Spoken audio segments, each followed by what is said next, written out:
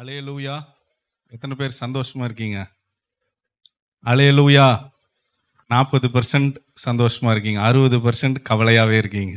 அல்லேலூயா, அல்லேலூயா. மறுபடியும் கேட்குறேன், எத்தனை பேர் சந்தோஷமா இருக்கீங்க? அல்லேலூயா. இப்போ 60% சந்தோஷமா இருக்கீங்க, 40% கவலையா இருக்கீங்க. சரி, கர்த்தர் இந்த நாளில் நாம் தியானத்துக்குள்ளாய் கடந்து செல்வோம். கண்களை மூடி நாம் ஜெபிப்போம். இந்த நாளிலே ஆண்டவர் நம்மோடு கூட தம்முடைய வார்த்தையின் மூலியமாக பேசும்படியாக கண்களை மூடி நாம் ஜெபிப்போம். Thank you Jesus. உம்மை நன்றியோடு துதிக்கிறோம் அப்பா, உம்மை ஸ்தோத்திரிக்கிறோம். பல கோடி வார்த்தைகள் நான் கேட்ட போதும் நீர் பேர்ந்தும் ஒரு போதும். பல கோடி வார்த்தைகள் நான் கேட்ட போதும் இயேசுவே நீர் பேசும் ஒரு வார்த்தை போதும். ஓராயிரம் ஜீவன் உயிர் வாழுமே, ஓராயிரம் ஜீவன் உயிர் வாழுமே. உம் வார்த்தையில் உண்டு அற்புதமே, உம் வார்த்தையில் உண்டு அற்புதமே. நீரின்றி வாழ்வேது இறைவா, உம் நினைவின்றி மகிழ்வேது தேவா. நீரின்றி வாழ்வேது இறைவா, உம் நினைவின்றி மகிழ்வேது தேவா. எத்தனை நன்மைகள் செய்தீரையா, அதில் எதற்கென்று நன்றி சொல்லி துதிப்பேனையா. எத்தனை நன்மைகள் செய்தீரையா, அதில் எதற்கென்று நன்றி சொல்லி துதிப்பேனையா. அத்தனையும் சொல்ல வேண்டும் என்றார், அத்தனையும் சொல்ல வேண்டும் என்றால் ஆயிரம் நாவுகள் போதாதையா, ஓர் ஆயிரம் நாவுகள் போதாதையா. நீரின்றி வாழ்வேது இறைவா, உம் நினைவின்றி மகிழ்வேது தேவா. நீரின்றி வாழ்வேது இறைவா, உம் நினைவின்றி மகிழ்வேது தேவா. அல்லேலூயா.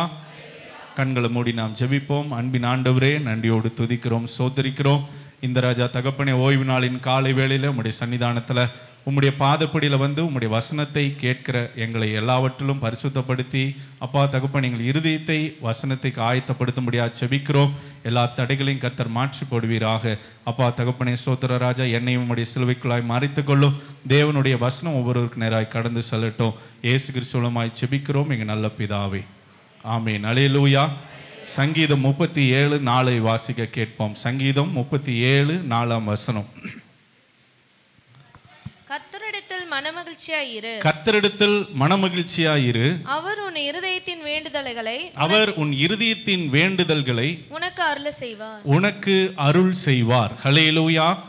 கர்த்தரிடத்தில் மனமகிழ்ச்சியாயிரு, அவர் உன் இருதயத்தின் வேண்டுதல்களை உனக்கு அருள் செய்வார். வசனம் சொல்லுகிறது, கர்த்தரிடத்தில் மனமகிழ்ச்சியாயிரு, அப்போது அவர் உன் இருதயத்தில் உள்ள வேண்டுதல்கள், நம்முடைய காரியங்களில் அநேக ஜெபத்தில் வேண்டுதல்கள் விண்ணப்பங்கள் அநேக காரியங்களை கர்த்தரிடத்தில் நாம் தெரியப்படுத்தினாலும் வசனம் சொல்லுகிற காரியம் கர்த்தரிடத்தில் மனமகிழ்ச்சியாக இருக்க கற்றுக்கொள்ள வேண்டும். எந்த சூழ்நிலையிலும் முகவாடலாம் இராதே. மத்தேயு 5ஆம் வசனத்தில் வாசிக்கிறோம், அதிகாரத்தில் வாசிக்கிற போது, நீ உபவாசம் பண்ணுகிற போது முகவாடலாம் இராதபடிக்கு உன் தலைக்கு எண்ணெய் பூசி உன் முகத்தை கழுவு என்று சொல்லி வசனம் சொல்லுகிறது. ஏனென்றால் முகவாடலாய் கர்த்தருடைய சன்னிதானத்தில் நாம் நின்று செபிக்கிறது அவருக்கு ஆகாத காரியம், அவர் விரும்பாத காரியம். ஆகவேதான் வசனம் சொல்லுகிறது, கர்த்தரிடத்துல மன மகிழ்ச்சியா இரு என்று சொல்லி வசனம் சொல்லுகிறது. ஆகவேதான் உங்களிடத்துல கேட்டேன், எத்தனை பேர் சந்தோஷமா இருக்கீங்க என்று சொல்லி. அல்லேலூயா, அல்லேலூயா, அல்லேலூயா. கர்த்தருடைய சன்னிதானத்திலே அவர் எல்லாவற்றையும் பார்த்து கொள்ளுகிற தேவனாய் இருக்கிறார். அவர் யெகோவா ஈரேவா இருக்கிறார், அவர் பார்த்து கொள்வார். ஆகவே நாம் அநேக காரியங்களிலே மரியாளை போல கவலைப்பட்டு கலங்காதபடிக்கு எல்லாவற்றையும் அவர் பாதத்தில் வைத்துவிட்டு மனமகிழ்ச்சியாய் கர்த்தருடைய ஜெபத்தை ஏறெடுக்க சொல்லுகிறது. ஹல்லேலூயா, ஹல்லேலூயா. அநேக காரியங்களில் மனமகிழ்ச்சியா இருன்னு நீங்க ஈஸியா சொல்லிடலாம். ஆனா எப்படி மனமகிழ்ச்சியா இருப்பது? உன் மனமகிழ்ச்சிங்கிறது நடிக்க முடியாது. அநேக காரணம் வெளியே உலக பிரகாரமா மனுஷர் முன்னால நல்லா இருக்கிற மாதிரி நடிச்சிடலாம், நல்லா இருக்கிற மாதிரி ட்ரெஸ் பண்ணிக்கலாம், நல்லா இருக்கிற மாதிரி அநேக காரியங்களில் நம்மை நாம் காட்டிக்கொள்ளுகலாம். ஆனால் இருதயத்தை பார்க்கிற தேவனிடத்துல எப்படி மகிழ்ச்சியா இருப்பது? தேவன் பார்க்கிற போது என்னுடைய இருதயம் மகிழ்ச்சியாய் காணப்பட வேண்டுமே. தேவன் பார்க்கிற போது நான் அவருடைய பார்வையில மனமகிழ்ச்சியா இருக்க வேண்டுமே. ஆகவே எந்த சூழ்நிலையில மனமகிழ்ச்சியா இருப்பது? வசனத்தை பார்க்கிறோம். நீதிமொழிகள் 12ஆம் அதிகாரம் 25ஆம் வசனத்தை வாசிக்கிற போது பார்த்தோமேயானால், மனுஷனுடைய இருதயத்தில் உள்ள கவலை அவனை ஒடுக்கும் என்று சொல்லி வசனம் சொல்லுகிறது. அப்படி என்றால் ஒரு மனுஷனை ஒடுக்குகிற காரியம் என்ன என்று பார்க்கிற போது கவலை. அநேக காரியங்களிலே இந்த நாளைய தினத்தை குறித்து, எதிர்காலத்தை குறித்து, இன்னுமாய் அநேக சரீர பலவீனத்தை குறித்து, இன்னுமாய் பார்க்கிறோம் பயத்தை குறித்து, அநேக காரியங்களில் ஒரு கவலை நம்மை அண்டி கொண்டிருக்கிற போது மனமகிழ்ச்சியா இருக்க முடியாது. என்னுடைய எதிர்காலம் எப்படி காணப்பட வேண்டும், நாளைய தினம் எப்படி காணப்பட போகிறது, இப்படி ஒரு சூழ்நிலை என்னுடைய காரியங்களில் காணப்படுகிறது, நான் என்ன செய்வேன்? என் மகளுடைய வாழ்க்கையில் இப்படி ஒரு சூழ்நிலை காணப்படுகிறது, என் பிள்ளைகளுடைய காரியங்களில் இப்படி ஒரு சூழ்நிலை காணப்படுகிறது. ஒரு கவலை அவனை ஒடுக்கிக் கொண்டே இருக்கும். அல்லேலூயா, அல்லேலூயா. ஒவ்வொரு நாளும் என் மகன் நல்லா படிச்சு மேல வரணுமே, என்னுடைய காரியங்களில் நல்ல ஸ்கோர் பண்ண வேண்டும், நல்ல கல்லூரியில சேர வேண்டும், நல்ல பள்ளியில சேர வேண்டும், நல்ல படிக்க வேண்டும் என்று சொல்லி ஒரு கவலை பெற்றோருக்கு காணப்படும். இன்னும் வளர்த்தி முடித்த பிறகு நல்ல திருமண வாழ்க்கை அமைத்து கொடுக்க வேண்டுமே, நல்ல செட்டில் பண்ணி கொடுக்க வேண்டுமே, அந்த ஒரு கவலை பிடித்து விடும். அநேக திருமணத்திற்கு பிற்பாடு குழந்தை பாக்கியம் வேண்டுமே என்று சொல்லி இப்படி கவலை ஒரு மனுஷனை ஒடுக்கிக் கொண்டே போய்விடும். அல்லேலூயா, ஹல்லேலூயா, ஹல்லேலூயா. நீதிமொழிகள் 17ஆம் அதிகாரம் 22ஆம் வசனத்தை வாசிக்கிற போது மனமகிழ்ச்சி நல்ல ஔஷதம் என்று சொல்லி வேதத்துல வாசிக்கிறோம். மனமகிழ்ச்சி ஔஷதம்னா என்னங்க? ஔஷதம், மெடிசன். மனமகிழ்ச்சி ஒரு நல்ல மருந்து என்று நாம் பார்க்கிறோம். ஔஷதம்னா நல்ல மருந்து, மெடிசன். மனமகிழ்ச்சி நம்முடைய சரீரத்திற்கு ஒரு நல்ல ஒரு மருந்து என்று சொல்லி வேதத்துல வாசிக்கிறோம்.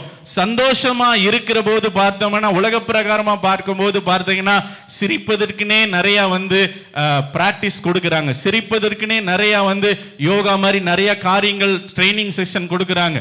அப்படி பார்த்தா சிரிச்சா ஏன்னா நிறைய நோய்கள் குணமாகும். இயற்கையாகவே சரீரத்திலிருந்து சில சுரபிகள் சுரக்கும், அதுல நோய்கள் குணமாகும் என்று சொல்லி வசனம் அந்த காரியங்களில் உலக பிரகாரமாய் பார்க்கிறோம். ஆனா இங்க சொல்லுது மன மகிழ்ச்சி நல்ல மருந்து என்று வசனம் சொல்லுகிறது. அல்லேலூயா. ஆனால் மன மகிழ்ச்சியா இருக்க நடிக்க முடியாது. சும்மா யாராவது சிரிக்க முடியுங்களா? ஒண்ணுமே இல்லாம சிரிக்க முடியுமா? அதுக்கு ஒரு அர்த்தம் இருக்கு. அல்லேலூயா. ஆமா. ஆனா வசனம் சொல்லுகிறது மன மகிழ்ச்சியா இரு, கர்த்தருக்குள் மன மகிழ்ச்சியா இரு, கவலைப்படாதே, எதற்கும் கவலைப்படாதே, அவர் எல்லாவற்றையும் பார்த்து கொள்ளுவார் என்று சொல்லி வசனம் சொல்லுகிறது. வேதத்துல வாசிக்கிறோம். மத்தேயு 6ஆம் அதிகாரம் 27, 28 வசனங்களை எல்லாம் வாசிக்கிற போது பார்த்தோமேயானால், மத்தேயு 6, 27, 28 கவலைப்படுகிறதுனாலே உங்களில் எவன் தன் சரீர அளவோடு ஒரு முழத்தை கூட்ட முடியுமா? கூட்டவே முடியாது. அடுத்த வசனம் சொல்லுகிறத பார்க்கிறோம். உடைக்காகவும் கவலைப்படாதீங்க, காட்டு புஷ்பங்களை கவனிச்சு பாருங்க, அவைகளை உழைக்கிறதும் இல்லை, அவைகள் நூட்கிறதும் இல்லை. அடுத்த வசனம் பிரதர், என்றாலும் சாலமோன் முதலாய் தன் சர்வ மகிமையிலும் அவைகள் ஒன்றாகிலும் உடுத்தினதில்லை என்று உங்களுக்கு சொல்லுகிறேன். அடுத்த வசனத்தை வாசிக்கிற போது, அற்ப விசுவாசிகளே, இன்றைக்கு இருந்து நாளைக்கு அடுப்பிலே போடப்படுகிற காட்டு புல்லுக்கு தேவன் இவ்விதமாய் உடுத்துவித்தால் உங்களுக்கு உடுத்துவிப்பது அதிக நிச்சயம் அல்லவா? அல்லேலூயா, அல்லேலூயா. காட்டு புல்லை விட நம்ம விசேஷித்தவங்களா? கொஞ்சம் சொல்றீங்களா? காட்டு புல்லை விட நம்ம விசேஷம். இன்னைக்கு இருந்து நாளைக்கு அடுப்புல போடப்படுகிற காட்டு புல்லுக்கு கர்த்தர் உடுத்து இவ்வளவு அழகா உடுத்து வைப்பார்னா நம்மளை கர்த்தர் நடத்தாம விட்டுருவாரா? அல்லேலூயா. ஆகவே வசனம் சொல்லுது கவலைப்படாதிருங்கள். அல்லேலூயா, அல்லேலூயா. 31ஆம் வசனத்தை வாசிக்கிற போது மறுபடியும் சொல்லுது, ஆகையால் என்னத்தை உண்போம், என்னத்தை குடிப்போம், என்னத்தை உடுவோம், என்ன பார்ப்போம், என் வியாதி இப்படி காணப்படுகிறது, என்னுடைய சூழ்நிலை இப்படி காணப்படுகிறது, எனக்கு வயசாயிட்டே போகுது, இப்படி ஒரு சூழ்நிலை நடக்கணுமே, என்ன ஒவ்வொரு கவலை கவலை கவலை கவலை கவலை கவலை. இதுலயே பாத்தீங்கன்னா முக்காவாசி வயது ஆகி போயிடுது, கவலையிலே போயிடுது. ஆனா வசனம் சொல்லுது, கவலைப்படாதிருங்கள். வசனம் சொல்லுகிறது, கர்த்தருக்குள்ள மனமகிழ்ச்சியா இருங்கள், அவர் எல்லாவற்றையும் பார்த்து கொள்வார். காரணம், அநேக அடைக்கலான் குருவிகளை பார்க்கிலும் நாம விசேஷித்தவர்கள். ஹல்லேலூயா, ஹல்லேலூயா. ஆகாயத்து பறவைகள் அவைகள் உழைப்பதும் இல்லை, அநேக காரியங்களில் பிரயாசப்படுவதும் இல்லை, ஆனாலும் அவைகளை போஷிக்கிற ஆண்டவர் நம்மை போஷிக்காமல் இருப்பாரா? ஹல்லேலூயா. ஒருவேளை உங்களுக்கு இன்னைக்கு உணவு கரெக்டா கிடைக்கலாம், உணவு உடை கரெக்டா கிடைக்கலாம், இருப்பிடம் நல்லா இருக்கலாம், அநேக காரியங்களில் பார்க்கிறோம், அநேக காரியங்களில் தேவைக்கு ஏற்ற அநேக காரியங்களில் கவலை இருக்கும். நாளை தினம் எப்படி என் பிள்ளைகள் நடத்துவேன், நாளை தினம் எப்படி நான் ஃபீஸ் கட்டுவேன், என்னுடைய காரியங்களை எப்படி நான் சந்திக்க போகிறேன், எப்படி என்ன சொல்லி அநேக கவலைகள், இப்படியே எத்தனை நாள் இருக்கிறது என்று சொல்லி அநேக கவலை நாளை தினத்துக்கு கொடுத்து. வசனம் சொல்லுது, கவலைப்படாதிருங்கள். ஹல்லேலூயா, ஹல்லேலூயா. அடுத்த வசனம் 33ஆம் வசனத்தை வாசிக்கிற போது பார்த்தோமேயானால், முதலாவது தேவனுடைய ராஜ்யத்தையும் அவருடைய நீதியையும் தேடுங்கள், அப்போது நீங்க கவலைப்படுறது எல்லாத்தையும் கர்த்தர் சந்திப்பார். ஹல்லேலூயா, ஹல்லேலூயா, ஹல்லேலூயா. முதலாவது தேவனுடைய ராஜ்யத்தை தேடுங்கள். நீங்க உங்களுடைய காரியங்கள் நடக்கிற போது உடனே கடையை திறந்து வச்சு வியாபாரத்திற்காக உட்காராதிருங்கள். உங்களுடைய காரியங்களுக்காக மற்ற காரியங்கள் ஓய்வு நாளை விட்டுவிட்டு உலகத்தின் பின்னாக ஓடாதிருங்கள். அநேக காரியங்களில் உங்களுடைய பலவீனமா இருந்தாலும் சரி, முதலாவது தேவனுடைய ராஜ்யத்தை தேடுங்கள், அப்போது உங்களுடைய காரியங்கள் எல்லாம் கர்த்தர் சந்திப்பார். உங்களுடைய தேவைகளை எல்லாம் கர்த்தர் சந்திப்பார். உங்களுடைய கண்ணீரை எல்லாம் கர்த்தர் துடைப்பார். உங்களுடைய காரியங்கள், உங்களுடைய ஏக்கங்கள் எல்லாவற்றையும் கர்த்தர் நிறைவேற்ற அவர் வல்லவராய் இருக்கிறார். ஆகவே தான் வசனம் சொல்லுகிறது, முதலாவது தேவனுடைய ராஜ்யத்தை தேடுங்கள், அப்போது இவைகள் எல்லாம் கூட கொடுக்கப்படும். என்ன கல்யாணமா இருந்தாலும் சரி, என்ன விசேஷ நாளா இருந்தாலும் சரி, என்ன முக்கியத்துவ நாளா இருந்தாலும் சரி, முதலாவது தேவனுடைய ராஜ்யத்தை தேடுங்கள். தேவனுடைய ராஜ்யத்தை உதறிவிட்டு உலகத்தின் காரியங்களை தேடுகிற போது கவலை நம்மை தொடும், கவலை நம்மை ஆட்கொள்ளும், உலகம் நம்மை ஆட்கொள்ளும், உலக கவலை நம்மை ஆட்கொள்ளும். ஹல்லேலூயா, ஹல்லேலூயா, ஹல்லேலூயா, ஹல்லேலூயா. அநேக காரியங்களில் பார்க்கிறோம், விசேஷ காரியங்கள் எல்லாம் பார்க்கிறோம், ஞாயிற்றுக்கிழமை தான் வைப்பாங்க. கவர்மெண்ட் கூட பார்க்கிறோம், அநேக காரியங்களில் தேர்வு, மற்ற நீட், மற்ற எல்லா காரியங்களும் பார்க்கிறோம், ஞாயிற்றுக்கிழமை தான் வைக்கிறாங்க. இந்த வசனத்துக்கு அப்படியே ஆப்போசிட்டான். ஆனால் வசனம் சொல்லுகிறது, முதலாவது தேவனுடைய ராஜ்யத்தை தேடுங்கள், அப்போது நீங்க தேடுற மற்ற காரியங்கள் எல்லாம் உங்களுக்கு கூட கொடுக்கப்படும். ஹல்லேலூயா, ஹல்லேலூயா, ஹல்லேலூயா. இன்னைக்கு கடையை திறந்தாதான் நாளை காரியங்கள் எல்லாம் தேவைகள் எல்லாம் இல்ல, வேணுங்கிறத கர்த்தர் அந்த நாளுக்குரிய தேவைகளை நிச்சயமாக கர்த்தர் சந்திப்பார். இஸ்ரவேல் ஜனங்களை கர்த்தர் வனாந்தரத்தில் நடத்தும் போது பாத்தீங்கன்னா ஒவ்வொரு நாளும் என்ன கொடுத்தாரு? மன்னா கொடுத்தார். ஓய்வு நாள் அப்போ என்ன பண்ணாரு? போய் மன்னா பொறுக்க சொன்னாரா? மன்னா எடுக்க சொன்னாரா?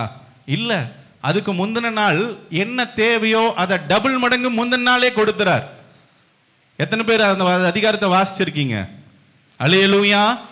இஸ்ரவேல் ஜனங்களை வனாந்தரத்தில் கர்த்தர் நடத்துகிற போது ஓய்வு நாள் அப்போ நீ எந்த காரியமும் செய்யக்கூடாது, நீ என்னுடைய ராஜ்யத்தில் காணப்பட வேண்டும், நீ என்னோட பாதத்தில் காத்திருக்க வேண்டும், ஆகவே உலக காரியங்கள் எதுவுமே நீ செய்யக்கூடாது என்று சொல்லி டபுள் மடங்கு கர்த்தர் கொடுத்துட்டார். கொடுத்தாரா இல்லைங்களா?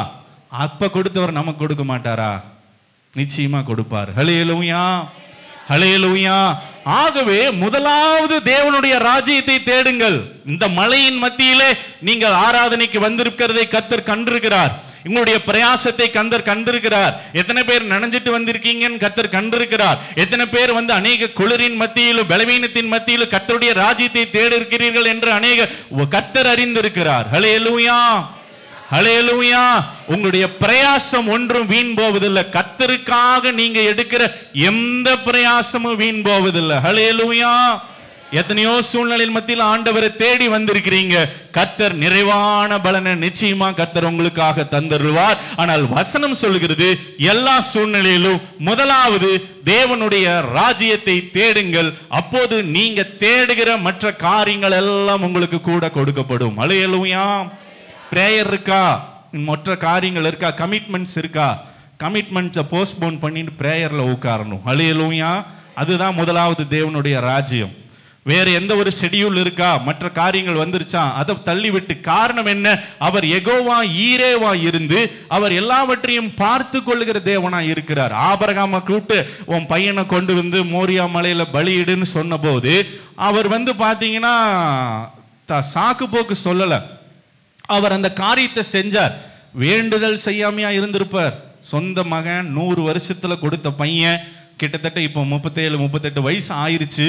அந்த சூழ்நிலையில உன் நேசகுமாரனை கொண்டு வந்து மோரியா மலையில ஸ்பெசிஃபிக்கா சொல்லிட்டார், எல்லா டீட்டெயிலும் சொல்லிட்டார். இந்த இடத்துல கொண்டு வந்து நீ பலி செலுத்த வேண்டும் என்று சொல்லி அதையும் ஆயத்தப்படுத்தி போனாரு. எல்லாவற்றையும் அவர் மகன் கேட்கிறான், பலி எங்க, ஆடு எங்கன்னு சொல்லி எல்லாவற்றையும் கர்த்தர் பார்த்து கொள்ளுவார். அங்கே விசுவாசமா சொல்றார். ஹல்லேலூயா. எல்லாத்தையும் கர்த்தர் பார்த்து கொள்வார். நீ நட, முதலாவது தேவனுடைய ராஜ்யத்தை தேடு.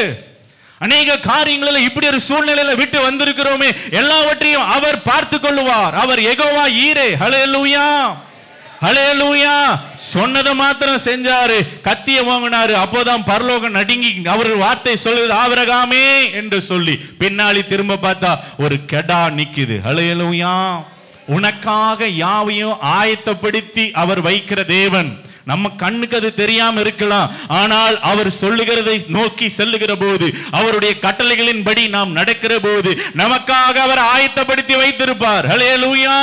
உங்களுடைய பலிக்கு தேவையான காரியங்களை கர்த்தர் ஆயத்தப்படுத்தி வைத்திருப்பார். உன் குடும்ப தேவைகளுக்கு உண்டான தேவையை கர்த்தர் ஆயத்தப்படுத்தி வைத்திருப்பார். உன் பிள்ளைகளுக்கு உண்டான தேவைகளை கர்த்தர் ஆயத்தப்படுத்தி வைத்திருப்பார். உன் எதிர்காலத்துக்கு தேவையான காரியங்களை கர்த்தர் ஆயத்தப்படுத்தி வைத்திருப்பார். அவருடைய சத்தத்திற்கு செவி கொடுத்து முதலாவது தேவனுடைய ராஜ்யத்தை தேடுகிற போது கவலைப்படாதபடிக்கு. ஹல்லேலூயா, ஹல்லேலூயா, ஹல்லேலூயா.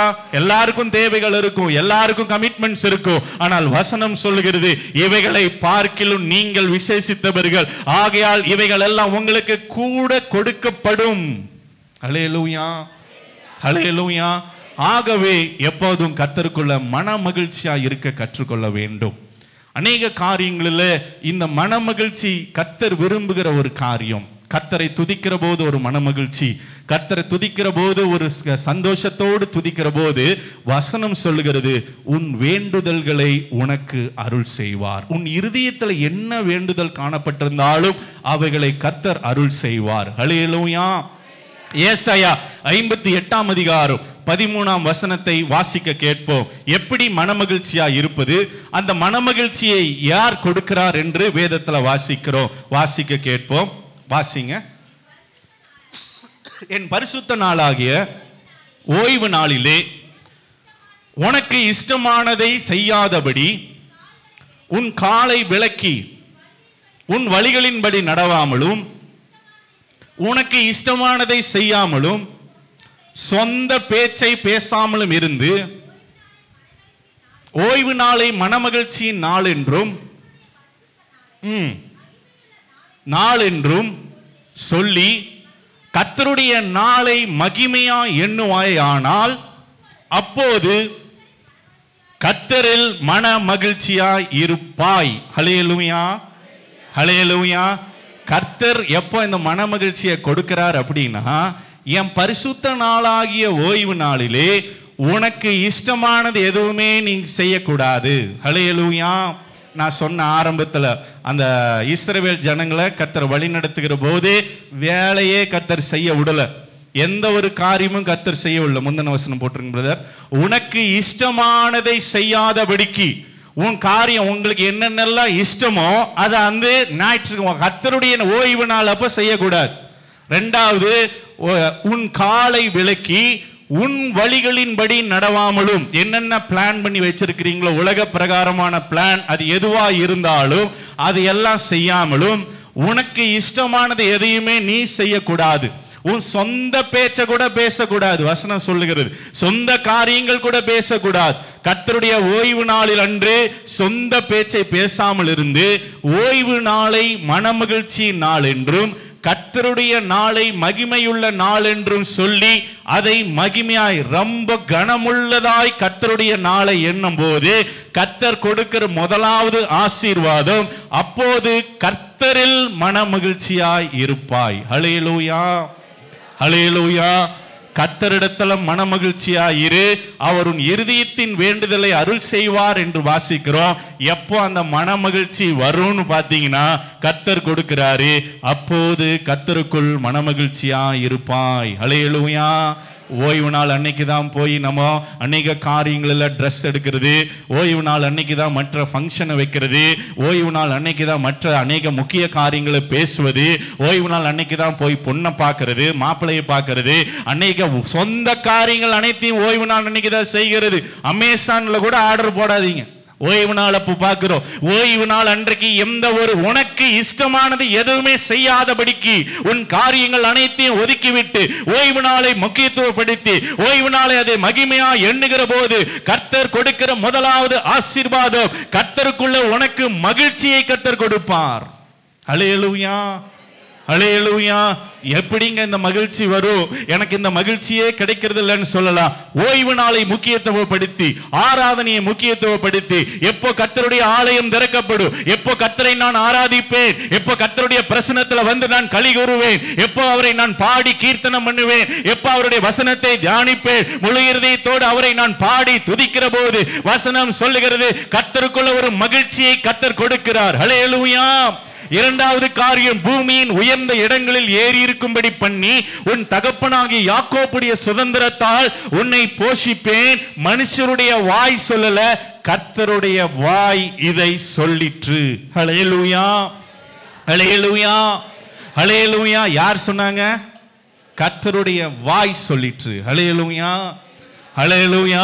பூமியின் உயர்ந்த இடங்களில் ஏறி இருக்கும்படி உங்களை பண்ணுவார். குடும்பத்தில் உயர்ந்த இடத்துல உங்களை ஏறி இருக்கும்படி பண்ணுவார். வேலையில உயர்ந்த இடங்களில் உங்களை ஏறி இருக்கும் பண்ணுவார். உறவினர்கள் மத்தியில் உங்களை உயர்ந்த இடங்களில் ஏறி இருக்கும்படி பண்ணுவார். ஏனென்று பார்க்கிற போது கர்த்தருடைய நாளை மகிமையுள்ள நாளா எண்ணுகிற போது, கர்த்தருடைய காரியத்தை முக்கியத்துவம் கொடுக்கிற போது, கர்த்தருக்காக காரியங்களை முக்கியப்படுத்துகிற போது கர்த்தர் முதலாவது கொடுக்கிற ஆசீர்வாதம் மன மகிழ்ச்சி. ஹல்லேலூயா, ஹல்லேலூயா.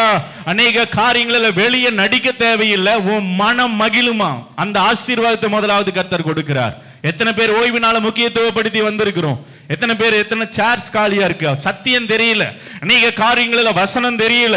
என்ன காரியத்துல கர்த்தர் கொடுப்பார், என்ன காரியங்களில் இப்படி உலக பிரகாரமான காரியங்களில் ஓடுகிற போது நிச்சயமாக பார்க்கிறோம் கவலை கவலை கவலை தான் பின்தொடரும். ஆனால் வசனம் சொல்லுகிறது முதலாவது தேவனுடைய ராஜ்யத்தை தேடுங்க.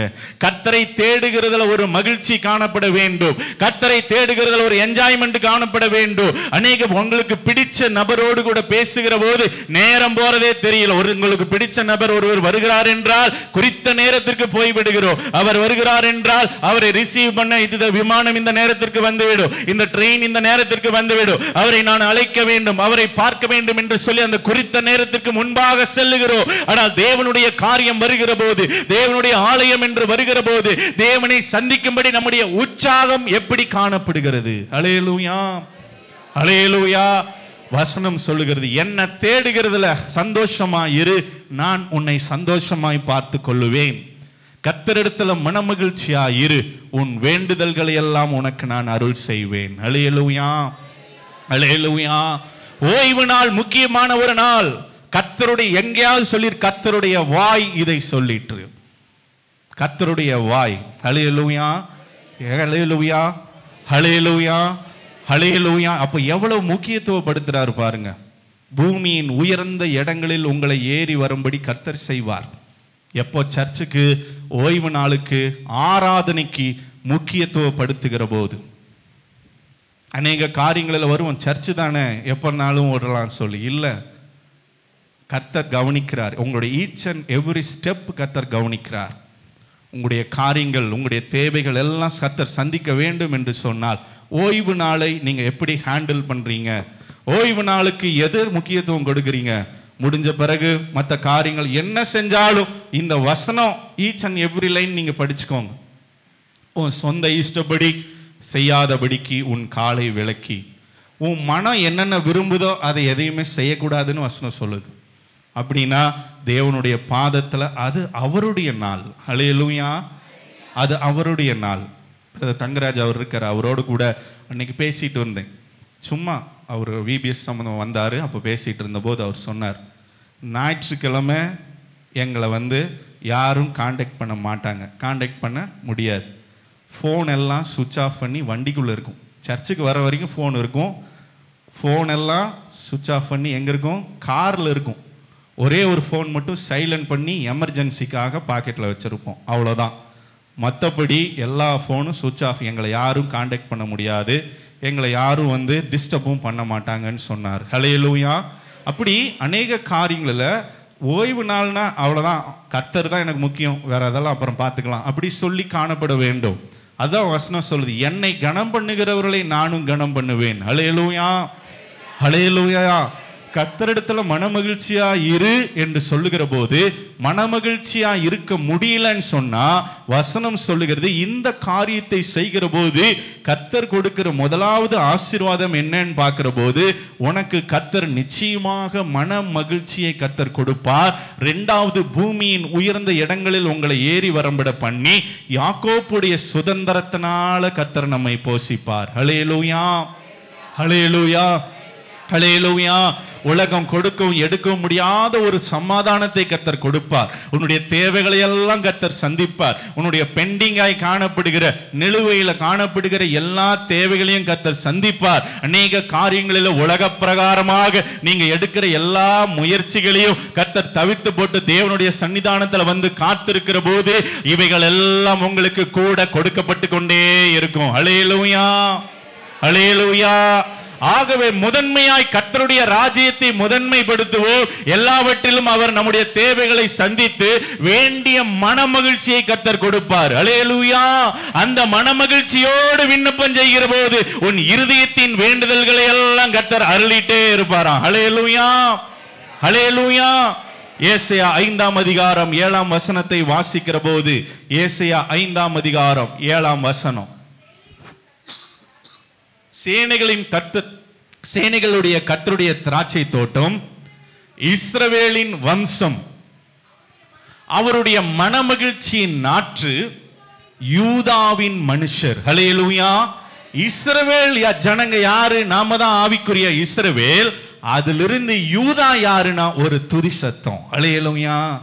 அதுதான் மனமகிழ்ச்சியா. வசனம் சொல்லுகிறது, நீங்க துதிக்கிற துதியிலே கர்த்தர் மனமகிழ்ச்சியை கொடுக்கிறார். நீங்க துதிக்கிற துதியிலே மனமகிழ்ச்சியின் நாற்று அதுதான். ஹல்லேலூயா, ஹல்லேலூயா. எப்போதெல்லாம் எந்த சூழ்நிலையில் வேதத்தில் வாசிக்கிறோம், அது அப்போஸ்தலர் 16ஆம் அதிகாரம் 23ஆம் வசனத்தை வாசிக்க கேட்போம். அப்போஸ்தலர் 16ஆம் அதிகாரம் 23ஆம் வசனத்திலிருந்து வாசிக்க கேட்போம். அநேக அடிகள் அடித்த பின்பு, பவுல ஊழியம் பண்ணத நிமிச்சம் அநேக புற ரோமர்கள் எல்லாம் பிடிச்சு அநேக அடி அடித்த பின்பு, வாசிங்க, சிறைச்சாலையில வைத்து பத்திரமாய் காக்கும்படி சிறைச்சாலைக்காரனுக்கு கட்டளையிட்டார்கள். இப்படி கட்டளை பெற்று உட்காவலில் அடைத்து அவர்கள் கால்களை தொழு மரத்துல மாட்டி வைத்திருந்தார்கள். நடுராத்திரியிலே பவுலும் சீலாவும் ஜெபம் பண்ணி தேவனை துதித்து பாடினார்கள். ஹல்லேலூயா. இதுக்கு ஒரு கிருபை வேணும், இதுக்கு ஒரு காரியங்கள் வேணும். எப்படி துதித்து பாட முடியும்? அடி வாங்கிட்டு அவமானப்பட்டு ரத்தம் எல்லா பக்கம் காயங்கள், வலிகள், வேதனைகள், இதன் மத்தியில பாட்டு வருமா? துதி பாட்டு வருமா? ஆனா வசனம் சொல்லுகிறது, நடுராத்திரியிலே அவர்கள் ஜெபம் பண்ணி தேவனை துதித்து பாடினார்கள். ஹல்லேலூயா. நாம என்ன பாட்டு பாடுவோம்? இப்படி ஒரு சூழ்நிலையில என்ன பாட்டு பாடுவோம்? ஆனா தேவன் அவங்க துதித்து பாடுனாங்களாம். ஹல்லேலூயா, ஹல்லேலூயா. பிரைஸ். நீர் நல்லவர், நீர் வல்லவர், நீர் எல்லாவற்றையும் செய்ய போதுமானவர், உம்மை நீர் பெரியவர், உம்மாலே கூடாத காரியம் ஒன்றுமே இல்லை என்று சொல்லி அவங்க துதித்து பாடினார்கள் என்று சொல்லி வசனம் சொல்லுகிறது. காவலில் வைக்கப்பட்டவர்கள் அதை கேட்டுக்கொண்டு இருந்தார்கள்.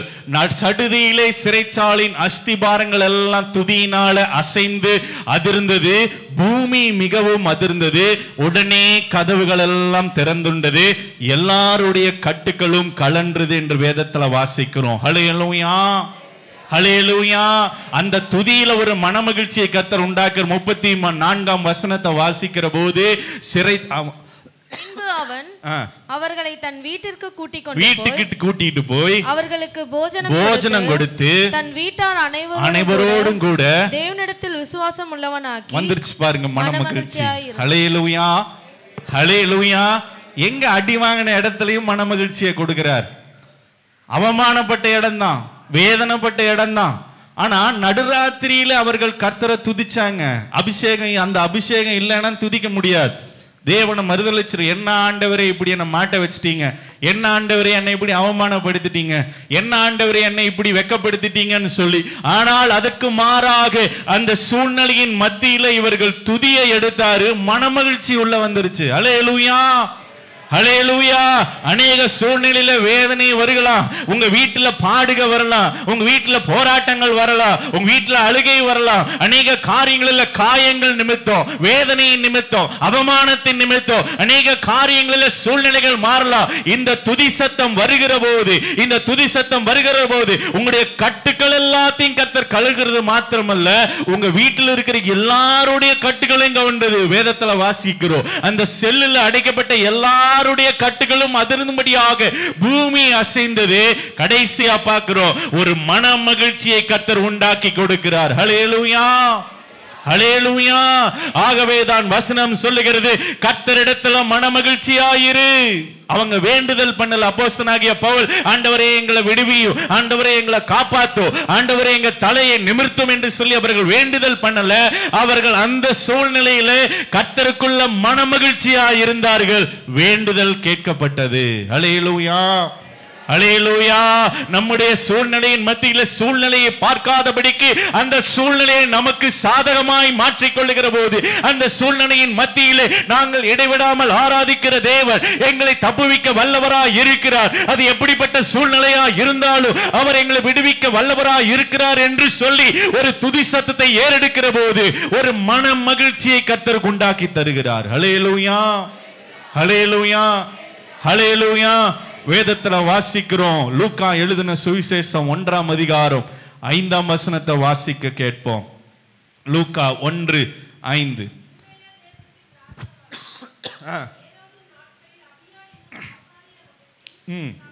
சகரியா என்னும் பெயர் கொண்ட ஆசாரியன் ஒருவன் இருந்தான். மனைவி ஆரோனுடைய குமாரத்தில் ஒருத்தி, அவங்க பேர் எலிசபெத். 5ஆம் வசனத்தை 13:5 தொடர்ந்து வாசிக்க கேட்போம். அவர்கள் இருவரும் கர்த்தரிடத்தில், இது ரொம்ப முக்கியம் இந்த வசனம், அவங்க 2 பேரும் வயசானவங்க தான், கர்த்தரிடத்தில் சகல கற்பனையின்படியும் நியமங்கள் படியும் குற்றமற்றவர்களாய் நடந்து தேவனுக்கு முன்பாக எப்படி இருந்தாங்களா? நீதி உள்ளவர்களாய் இருந்தார்கள். ஹல்லேலூயா, ஹல்லேலூயா. பைபிள் பிரகாரம் கரெக்டா நடக்கிறவங்க, அவங்கள பார்த்து யாரும் எந்த ஒரு குற்றமும் செய்ய குற்றப்படுத்தவே முடியாது. தேவனுடைய காரிய ஜெபமா ஃபர்ஸ்ட் நிப்பாங்க. எல்லா காரியங்களிலும் முதன்மையாய் காணப்படுகிற தேவனுக்கு பிரியமாய் வாழுகிற ஒரு கூட்டம் தான் இந்த சகரியா எலிசபெத். அடுத்த வசனத்தை வாசிக்க கேட்போம். எலிசபெத் மலடியா இருந்தபடியினால் அவர்களுக்கு பிள்ளை இல்லாதிருந்தது. இருவரும் வயதானவர்கள் ஆகிவிட்டார்கள். ஹல்லேலூயா, ஹல்லேலூயா. இப்படிப்பட்ட சூழ்நிலையில் தான் ஒரு குடும்பம் பார்க்கிறோம். ஒரு குடும்பத்திலே அநேக காரியங்களில் பார்க்கிறோம், ஒரு தேவைகள் சந்திக்கப்பட முடியாத ஒரு சூழ்நிலை. இந்த காரியம் நடந்தால் நான் கர்த்தருக்கு உண்மையா இருப்பேன், இந்த காரியம் நடந்தால் நான் கர்த்தருக்கு பிரியமா இருப்பேன், இந்த காரியம் நடந்தால் நான் கர்த்தருக்கு துதி செலுத்துவேன், இந்த காரியம் நடந்தால் நான் வாழ்நாள் பூரா கர்த்தருக்கு ஊழியம் பண்ணுவேன் என்று அவர்கள் சொல்லவில்லை. இந்த காரியத்தின் காணப்பட்டிருந்தாலும், அவர்களுக்கு பிள்ளை இல்லாத சூழ்நிலை காணப்பட்டிருந்தாலும், வசனம் சொல்லுகிறது நியமங்கள் கற்பனைகள் எல்லாவற்றிலும் அவர்கள் உண்மையாய் வாழ்ந்தார்கள். ஹல்லேலூயா, ஹல்லேலூயா, ஹல்லேலூயா. 7ஆம் வசனம் வாசிக்க கேட்கிறோம். ஆனாலும் அவர்களுடைய வாழ்க்கையில பிள்ளை இல்லாதிருந்தது. அடுத்த வசனம், அப்படி இருக்க அவன் தன் ஆசாரிய முறைப்படி தேவ சந்நிதியில போய் ஆசாரியம் ஊழியம் செய்து வருகிற போது தேவாலயத்துக்குள் பிரவேசித்து தூபம் காட்டுகிறதற்கு சீட்டு பெற்றான். தூபம் காட்டுகிற வேளையில் ஜனங்கள் எல்லோரும் கூட்டமாய் வெளியே ஜெபம் பண்ணி கொண்டிருந்தார்கள். அப்பொழுது கர்த்தருடைய தூதன் ஒருவன் தூபபீடத்தில் வலுப்பக்கத்திலே நின்று அவனுக்கு தரிசனமானான். சகரியா அவனை கண்டு கலங்கி பயமடைந்தான். தூதன் அவனை நோக்கி, சகரியாவே பயப்படாதே, உன் வேண்டுதல் கேட்கப்பட்டது. போதுங்க. இந்த காரியத்தை பார்க்கிற போது பார்த்தோமையானால் அவங்க பார்க்கிறோம், எந்த ஒரு காரியத்திலும் காரணம் சொல்லிவிட்டு உட்காடல.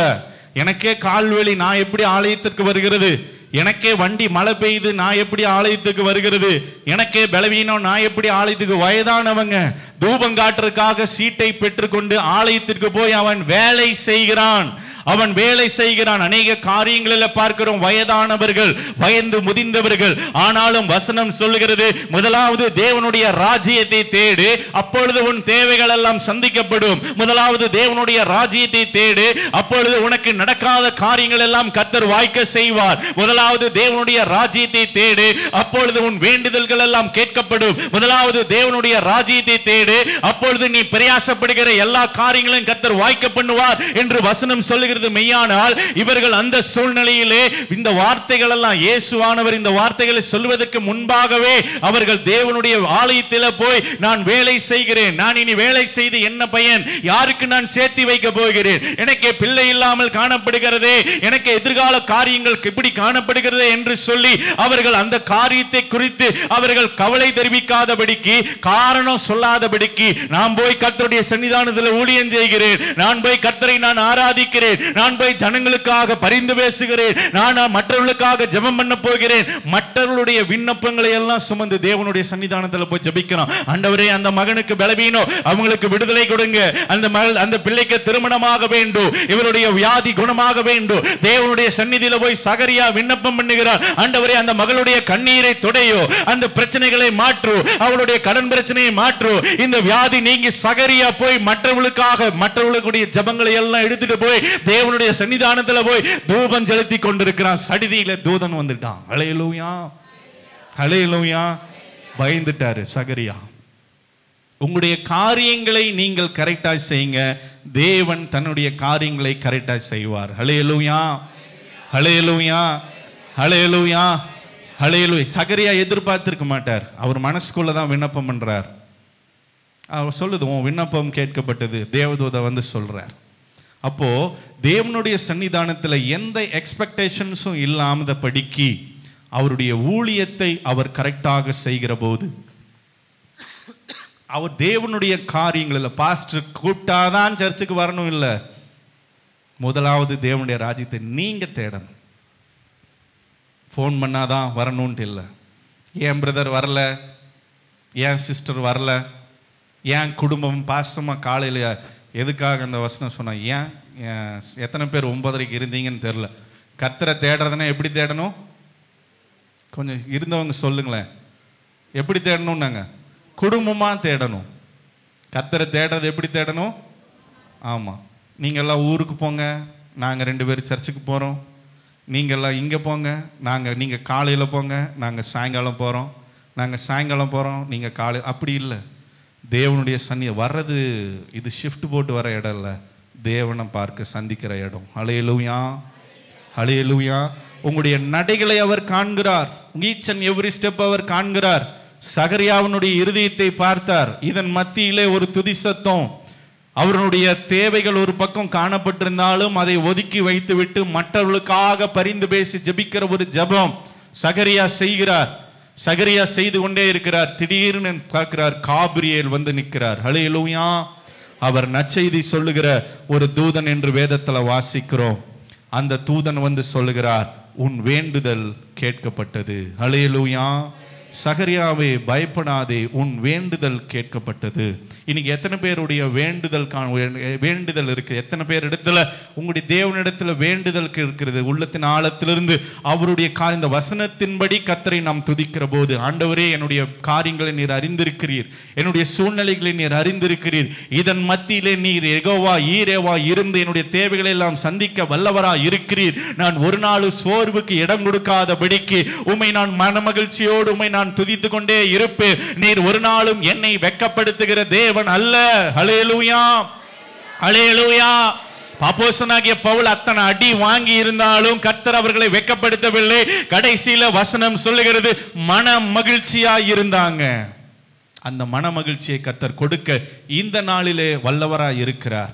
ஒருவேளை உலக பிரகாரமா அநேக காரியங்களை வெளிப்பிரகாரமா மன மகிழ்ச்சியா இருக்கிற மாதிரி காட்டிக்கலாம். ஆனா மெய்யான மகன மகிழ்ச்சி கர்த்தர் கொடுக்கிற மன மகிழ்ச்சி. ஹல்லேலூயா, ஹல்லேலூயா.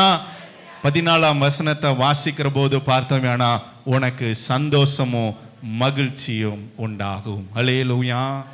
இந்த மகிழ்ச்சியை கர்த்தர் தேவனுடைய சன்னிதானத்துல வைத்து தான் கொடுப்பார், வேற எங்கேயும் கிடைக்காது.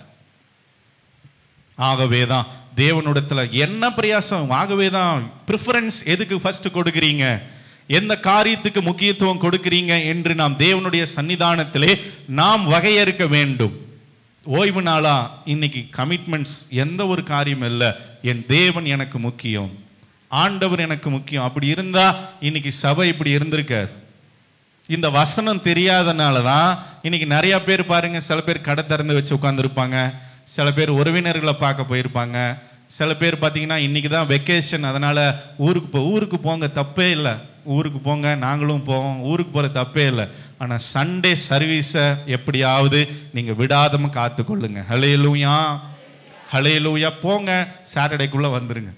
ரொம்ப தூரம்னா வெளிநாடெல்லாம் பற்றி நான் ஒன்றும் சொல்ல, ஆனால் லோக்கலில் இருந்தால் எந்த அளவுன்னு நிறைய பேர் நம்ம சபையை குறித்து நிறைய பேர் சொல்லியிருக்கிறாங்க. என்ன மாற்றம், நம்ம சபை மாதிரி வெளியே எங்கே ஆராதனையெல்லாம் நாங்கள் பார்க்க முடியலன்னு வெளியே இருக்கிறவங்க சொல்கிறாங்க. இங்கேருந்து சென்னையில் வேலை செய்கிறவங்களா இருக்கட்டும், இல்லை மற்ற வெளியே பார்த்து எமர்ஜென்சியாக வேறு சபைக்கு போயிருந்தாலும், என்னதான் இருந்தாலும் நம்ம சபையில் பாட்டு பாடி ஆராதிக்கிற மாதிரி எங்கேயுமே இல்லைங்கிறாங்க. ஹல்லேலூயா, ஹல்லேலூயா. இது கர்த்தர் நமக்கு கொடுக்கிற ஒரு ஆசீர்வாதமும் கிருபையும். அதை நாம் பயன்படுத்தி நாளுக்கு நாள் வளர்ச்சியை நோக்கி நாம் ஓட வேண்டும். மற்றவர்களுக்கு நாம் அறிவித்து அவர்களை அழைத்து கொண்டு வந்து அந்த சந்தோஷத்தை அவர்களுக்கும் கொடுக்க வேண்டும். ஹல்லேலூயா, ஹல்லேலூயா, ஹல்லேலூயா. ஆகவே ஒரு நாளும் வெட்கப்பட்டு போவதில்லை. கர்த்தருக்கு முக்கியத்துவம் கொடுக்கிற பிள்ளைகள் வாழ்க்கையிலே நிச்சயமாக கர்த்தர் நிச்சயமா அந்த மன மகிழ்ச்சியை கொடுக்க வல்லவராய் இருக்கிறார். இரண்டாவது காரியம், ஒரே ஒரு வசனத்தை சொல்லி நான் முடிக்க போகிறேன். வேதத்துல 119ஆம் அதிகாரம் 92ஆம் வசனத்தை வாசிக்கிற போது வாசிக்க கேட்போம். சங்கீதம் 119 92. உம்முடைய வேதம் என் மன மகிழ்ச்சியா இல்லாமல் இருந்தால் நான் துக்கத்துல அழிந்து போயிருப்பேன். அப்படின்னா பைபிள் வாசிக்க வாசிக்க ஒரு மன மகிழ்ச்சியை கர்த்தர் கொடுக்கிறார். ஹல்லேலூயா. வசனம் சொல்லுகிறது, வேதத்தை நேசிக்கிறவர்களுக்கு மிகுந்த சமாதானம் உண்டு. அப்படின்னா ஒருத்தர் ஒரு பாஸ்டர், சென்னையில் ஒரு பாஸ்டர், ஒரு சில பேர்த்துக்கு நான் வீடியோவும் அனுப்பிச்சேன். 78 மணி நேரத்துல முழு பைபிளும் வாசிச்சு முடிச்சிட்டார். எத்தனை பேர்த்துக்கு தெரியும்னு தெரியல. பார்த்தீங்க 78 மணி நேரத்தில் ஃபுல் வேதாகமும் அட்டை டு அட்டை வாசிச்சு முடிச்சாரு. அதை லைவ்ல வீடியோவில் இருக்கு, உங்களுக்கு வேணும்னா சொல்லுங்க, நான் அனுப்புகிறேன். மைக்கில் வாசிச்சாரு 78 மணி நேரம், பகல் ராத்திரி. கூட இருந்தவங்க அவரை செக் பண்ணிகிட்டே இருந்தாங்க. டாக்டர், மருத்துவர்கள் எல்லாம் இருந்தாங்க. அவருடைய உடல்நிலை, பிபி, அவருடைய நிலைமை போதும்னு இடையில பழைய ஏற்பாடு வாசித்து முடித்தோன்னு போதும்னு நிறுத்தியிருக்காங்க. இல்லை நான் வாசிக்கிறேன்னு தொடர்ந்து வாசித்து 78 மணி நேரத்தில் என்ன முடித்தார்? முழு பைபிளை முடித்தார். ஹல்லேலூயா. நம்ம ஒரு வருஷத்துலையாவது முடிக்கிறோமா இந்த பைபிளை? ஒரு வருஷத்துலையாவது இந்த பைபிளை முடிக்கிறோமா? 78 மணி நேரங்கிறது ரொம்ப நேரம் கிடையாது. ஆனால் பிரயாசப்படுவோம். வசனம் சொல்லுகிறது, உம்முடைய வேதம் எனக்கு மன மகிழ்ச்சியை கொடுக்கும். ஹல்லேலூயா, ஹல்லேலூயா. இந்த வேதம் வாசிக்க வாசிக்க இந்த மன மகிழ்ச்சி எனக்கு கிடைக்காம போயிருந்தா எனக்கு இருந்த துக்கத்துல நான் அழிஞ்சே போயிருப்பேங்கிறாரு சங்கீதக்காரன். ஹல்லேலூயா, ஹல்லேலூயா. அப்படின்னா அநேக காரியங்களில் தேவனை தேடுகிறது ஒரு பக்கம். ரெண்டாவது காரியம், பைபிள் அதிகமா வாசிக்க வாசிக்க கர்த்தர் ஒரு மன மகிழ்ச்சியை நமக்கு கொடுத்து கொண்டே இருக்கிறார். ஹல்லேலூயா, ஹல்லேலூயா. ஆகவேதான் அதை இரவும் பகலும் அதன் மேல் பிரியமா இருந்து அதன் மேல் தியானமா இருக்கிற மனுஷன் பாக்கியவான். அவன் நீர்க்கால்களின் ஓரமாய் நடப்பட்டு தன் காலத்துல கனியை தந்து இலையுதிராதிருக்கிற மரத்தை போல் இருப்பான். அவன் என்னென்னலாம் செய்யறானோ அதெல்லாம் அவ்வளவுதான். ஹல்லேலூயா, ஹல்லேலூயா. ஆகவே தேவனை அதிகமா நேசிக்க கற்றுக்கொள்வோம். தேவனுடைய காரியங்களில அதிகமாய் முக்கியத்துவம் கொடுக்க கற்றுக்கொள்வோம். தேவனுடைய காரியம்னா எல்லாமே தேவனுடைய காரியம். தேவனுடைய ஆலய வேலைன்னா எல்லாம். முன்னாடி எல்லாம் பாத்தீங்கன்னா இவரு யாரு, போன வாரம் இந்த வாரம் பிரதர் இம்மானுவேல் அவங்களுடைய மனைவி அவங்க இறந்தாங்க, ரெஜினா. முந்தானேத்து வியாழக்கிழமை வெள்ளிக்கிழமை தான் அவங்கள போய் அடக்கம் பண்ணிட்டு அடக்க ஆராதனை முடிச்சுட்டு வந்தோம். அவரெல்லாம் பாத்தீங்கன்னா இந்த கேட் எல்லாம் அவரு தான் வச்சார், நம்ம சர்ச்சு கேட். அவ்வளவு வேலை செய்வார். அவரு கொஞ்சம் வயதான இந்த கேட்டு மேல நின்று வேலை செஞ்சுட்டு இருப்பார். சர்ச்சு வேலை, சிவில் வேலை, மற்ற காரியங்கள் எல்லாம் பாத்தீங்கன்னா படப்படன்னு துருன்னு வேலை செய்வார். இவங்க எல்லாம் பாத்தீங்கன்னா தேவனுடைய ஆலயத்துல நாட்டப்பட்ட ஒரு தேவனுடைய பிள்ளைங்க. கடந்த வாரம் அவங்கள கர்த்தருக்குள்ள அவங்க மனைவி நித்திரை அடைந்தாங்க. அவங்க ரொம்ப நாளுக்கு முன்னாடியே அவர் இறந்துட்டார். ஏன் அதெல்லாம் நாங்க அதெல்லாம் நினைவுக்கு இருந்தோம். இவரெல்லாம் பாத்தீங்கன்னா சர்ச் அந்த கேட் எல்லாம் இன்னைக்கு நம்ம ஃபுல் ஃபர்னிஷ் சர்ச்ல இருக்கோம்.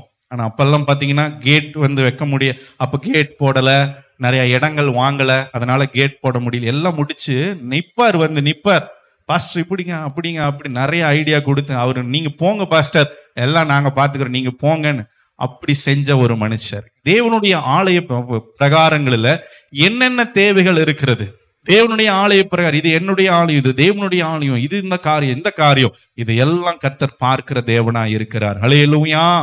ஆகவேதான் வசனம் சொல்கிறது, ஆடு மேய்ச்சிட்டு இருந்தவனை தூக்கிட்டு எல்லாவற்றிலும் கர்த்தர் அவன் சூழ்நிலையை மாத்தி ஒரு பெரிய மனுஷனா மாத்துறாருன்னா நாம என்ன ஆடா மேய்ச்சிட்டு இருக்கோம்? அதை விட கர்த்தர் நல்ல நிலைமையில தான் வைத்திருக்கிறார். நிச்சயமா கர்த்தர் நம்மை உயர்த்த அவர் வல்லவராய் இருக்கிறார். ஹல்லேலூயா. அவரை தேடுகிற காரியங்களிலே, அவருக்கு கொடுக்கிற முக்கியத்துவத்திலே உண்மையா இருக்கிற போது, இன்னைக்குதான் பாக்குறோம் உறவினர்கள் திருப்திப்படி, இன்னைக்குதான் அவங்க அவைலபிள், இன்னைக்கு விட்ட ஆள் இல்ல, அப்படி இல்ல. கர்த்தர் முக்கியமா, உறவினர் முக்கியமா? உங்களை வாழ வச்சவர் யாரு? உங்க வியாதியிலிருந்து உங்களை தூக்கி எடுத்தவர் யாரு? உங்களுடைய இருளிலிருந்து உங்களை கொண்டு வந்தவர் யாரு? உங்களுடைய அந்தகார சூழ்நிலையிலிருந்து உங்களை கொண்டு வந்தவர் யாரு? அவரை நாம் மேன்மைப்படுத்த அவர் நம்மை மேன்மைப்படுத்துவார். அவரை மேன்மைப்படுத்துகிற போது எல்லாவற்றிலும் அவர் கர்த்தர் மகிமைப்பட வல்லவராய் இருக்கிறார். உலகம் கொடுக்கவும் எடுக்கவும் முடியாத ஒரு தெய்வீக சமாதானம், ஒரு தெய்வீக மன மகிழ்ச்சியினால் எல்லாரையும் கர்த்தர் நிரப்ப வல்லவராய் இருக்கிறார். ஹல்லேலூயா.